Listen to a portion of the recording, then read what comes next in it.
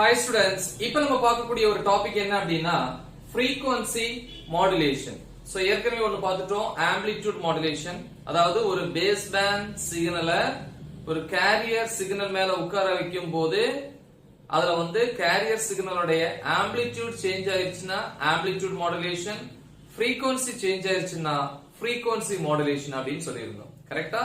அப்ப உட்கார வைக்கக்கூடிய அந்த சிக்னல் வேவ் ஆடியோ சிக்னல் அல்லது அதுக்கு இன்னொரு பேர் இருக்கு பேஸ் பேண்ட் சிக்னல், அதோட ஆம்ப்ளிடியூடுக்கு தகுந்த மாதிரி கேரியர் சிக்னலுடைய frequency சேஞ்ச் ஆயிடுச்சு அப்படினா அதுக்கு பேர் தான் வந்து frequency modulation. அப்ப ஸ்டேட்மென்ட் எழுதலாம் இல்லையா? if the frequency of the carrier signal is changed or modified, எப்படி வேணா எழுதலாம், modified in proportion to the instantaneous, to the instantaneous amplitude of the base band signal. கரெக்ட்டா? சோ இந்த instantaneous அப்படிங்கிறது வந்து fraction of second. அப்ப fraction of secondல ஒரு particular amplitude இருக்கக்கூடிய ஒரு பேஸ் பேண்ட் சிக்னலை ஒரு கேரியர் சிக்னல் மேல உட்கார வச்சேன் அப்படின்னா அந்த கேரியர் சிக்னலுடைய frequency வந்து modify ஆகும். ரைட்? சோ இந்த மாடுலேஷனுக்கு பேரு frequency modulation அப்படினு சொல்லுவாங்க. கரெக்ட்டா?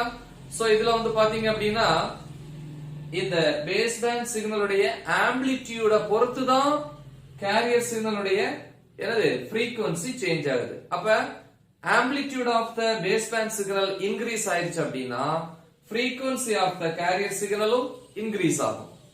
ஓகே? சோ இப்படி இந்த பேஸ் பேண்ட் சிக்னலுடைய amplitude height of the wave increase ஆகுறதுனால கேரியர் சிக்னலுடைய frequencyயும் இன்கிரீஸ் ஆகுது. சோ அதனால அந்த மாடுலேட்டட் வேவ், ஏன்னா ஒரு பேஸ் பேண்ட் சிக்னலை வந்து கேரியர் சிக்னல் மேல வச்சா அப்படின்னா மாடிஃபை ஆகுது. ஓகே, இப்ப மாடிஃபை ஆனதுக்கு அப்புறம் அந்த வேவ் என்னன்னு சொல்லுவீங்க? மாடுலேட்டட் வேவ்னு சொல்லுவீங்க. அதுவும் frequency modulated wave அப்படின்னு சொல்லுவோம். அப்ப அந்த modulated waveல வந்து நம்ம என்னெல்லாம் பார்க்கலாமா?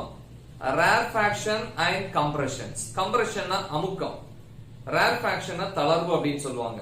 கரெக்ட்டா? சோ மாடிஃபை ஆகும்போது அந்த சிக்னல்ல வேரியேஷன் இருக்கும் இல்லையா? சோ அத பாத்தீங்கன்னா என்ன சொல்றாங்க பாருங்க, லவுட் சிக்னல்ஸ் இருக்கு இல்லையா, உரத்த ஒலி, ரொம்ப சத்தமா இருக்குன்னு சொல்லுவோம் இல்லையா, ரொம்ப ஹை நாய்ஸ் அப்படின்னு சொல்லுவோம் இல்லையா. சோ அந்த மாதிரி லவுட் சிக்னல்ஸ் வந்து பாத்தீங்கன்னா ப்ரொடியூஸ் வாட்? கம்ப்ரஷன்ஸ் அப்படின்னு சொல்லுவாங்க. கம்ப்ரஷன்ஸ். அதே நேரத்துல வந்து வீக் சிக்னல்ஸ் வந்து எதை ப்ரொடியூஸ் பண்ணும் அப்படின்னா ரேர்ஃபாக்ஷன்ஸ் அப்படின்னு சொல்லுவாங்க. என்னது? ரேர்ஃபாக்ஷன்ஸ் அப்படின்னு சொல்லுவாங்க. ரேர்ஃபாக்ஷன் அப்படின்னா தளர்வு, கம்ப்ரஷன்னா அமுக்கம். சரியா? சோ இப்போ அந்த சிக்னல்ஸ் பாப்போம். First amplitude of the base band signal இல்லையா, அதாவது நம்ம படிச்சிருப்போம் வேவ்ஸ் வந்து ஆக்சுவலி இது வந்து sinusoidal wave, sine wave nature. இந்த வேவ்ஸ் எல்லாமே டைம் வந்து எக்ஸ் ஆக்சிஸ்ல இருக்கும், வோல்டேஜ் வந்து ஒய் ஆக்சிஸ்ல இருக்கும். நம்ம படிச்சிருக்கோம் டைமை பொறுத்து வேரி ஆகக்கூடிய வோல்டேஜ் ஆர் கரண்ட் தான் இந்த வேவ்ஸை ப்ரொடியூஸ் பண்ணுதுன்னு சொன்னோம். கரெக்ட்டா? ஓகே. சோ இப்போ வருமே, அப்ப எப்படி இருக்கும் பாருங்க, இந்த மாதிரி இருக்கும் அப்படின்னு சொல்லி படிச்சிருப்பீங்க. கரெக்ட்டா? சோ இது கரெக்ட்டா மென்ஷன் பண்ணுங்க. சோ இந்த மாதிரி இருக்குன்னு வச்சுப்போமே. இப்ப நோட்டேஷன் கொடுப்போம். இந்த இடத்துல ஆம்ப்ளிடியூட் ஹைட், இது amplitude of the signal wave, base band signal. Amplitude E, base band சிக்னலுக்கு S ன்னு போட்டுருக்கேன். கரெக்ட்டா? சோ இந்த பாயிண்ட்ல ஆம்ப்ளிடியூட் என்ன? ஹைட் 0. இங்க இந்த point A, B, C, D ன்னு எடுத்துக்கிறோம். கரெக்ட்டா? இது பாசிட்டிவ் சைடுல வந்து A, C வந்து ஆம்ப்ளிடியூட் இன்கிரீஸ் ஆகுறது, நெகட்டிவ் சைடுல வந்து B and D amplitude increase ஆகக்கூடிய பாயிண்ட்ஸ் அப்படின்னு சொல்லலாம். சரியா? சோ இது வந்து base band signal. So next carrier wave time. So அப்ப இது voltage of the signal wave, இங்க voltage of the carrier wave. கரெக்ட்டா? the next carrier wave எப்படி இருக்கும்? சோ இந்த மாதிரி கொடுத்திருப்பாங்க இல்லையா?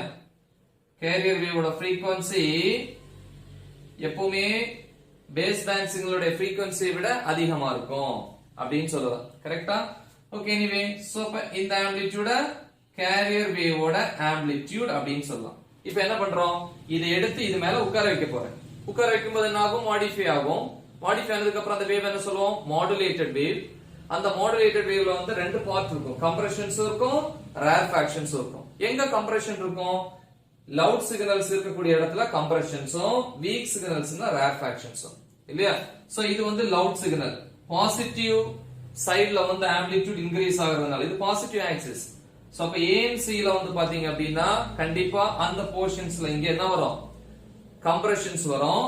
நெகட்டிவ் சைடுல வந்து ஆம்ப்ளிடியூட் இன்கிரீஸ் ஆகுது. அப்ப B and D ல வந்து சிக்னல்ஸ் வந்து வீக்கா இருக்கிறதுனால அது ரேர்ஃபாக்ஷன். சோ எப்படி பாப்போம், see here.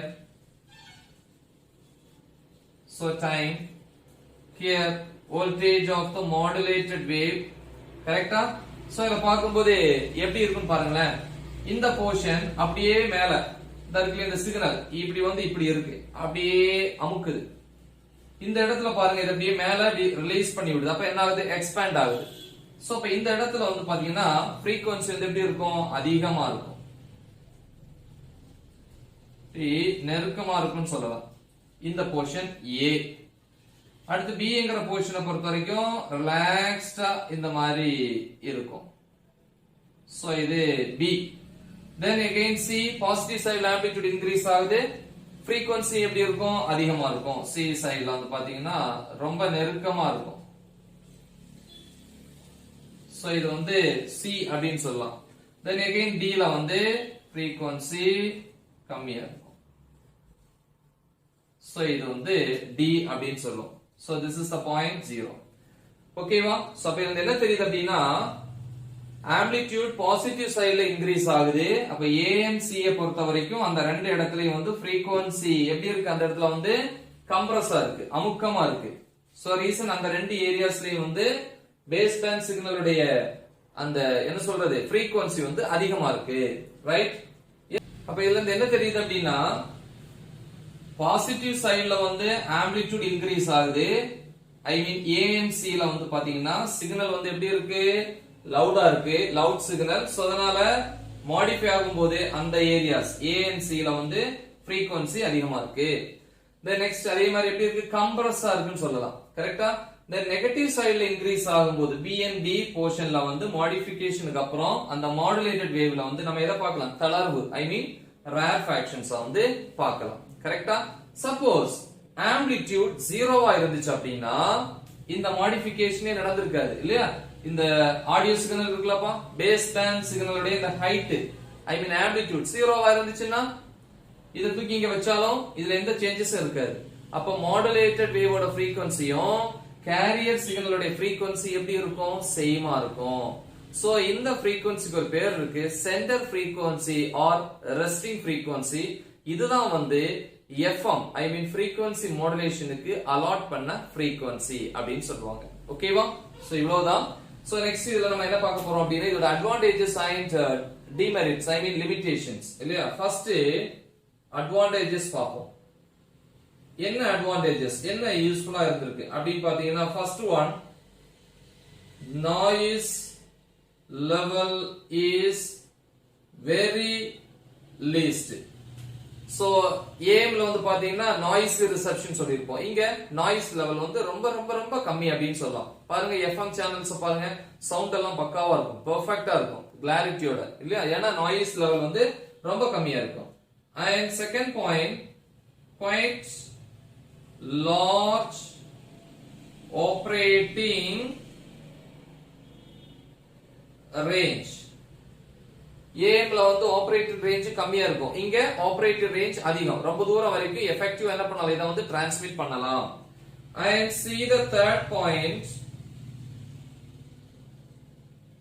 then transmission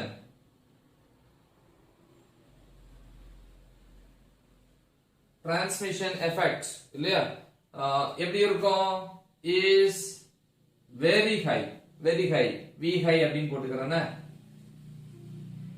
very high இல்லையா so அந்த transmission அந்த effective இருக்கும் I mean very high இருக்கும் அப்படினு சொல்லலாம் then fourth point which covers entire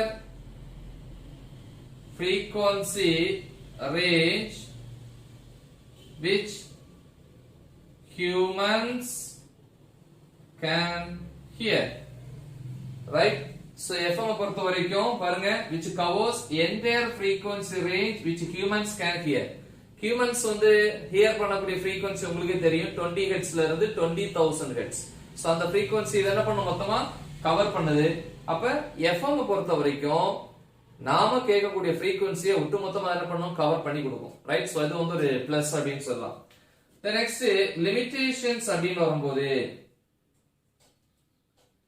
limitations first one which requires much wider channel na bandwidth ஏனா AM ல வந்து lesser bandwidth போகும்னு சொன்னோம் பட் இங்க இத டிரான்ஸ்மிட் பண்ணனும் அப்படினா கண்டிப்பா இதுக்கு wider bandwidth I mean wider channel வேணும் அப்பதான் என்ன பண்ண முடியும் எஃபெக்டிவா டிரான்ஸ்மிட் பண்ண முடியும் சோ இது வந்து ஒரு லிமிட்டேஷன் இல்லையா demerit னு சொல்லலாம் second one FM transmitters and receivers are more complex and also costly FM transmitters அப்ப transmitter தெரியும் FM signals வந்து transmit பண்ணக்கூடியது FM தான் frequency modulation அப்படினு சொல்லலாம் கரெக்ட்டா so அப்ப FM transmitters and receivers are more complex ரொம்ப complex one அதை ஹேண்டில் பண்றது அது மட்டும் இல்ல அது வந்து costly one ரேட்டும் அதிகமா இருக்கும் right the next third one வருமே less area is covered இல்லையா less area is covered compared to AM எதுல in FM reception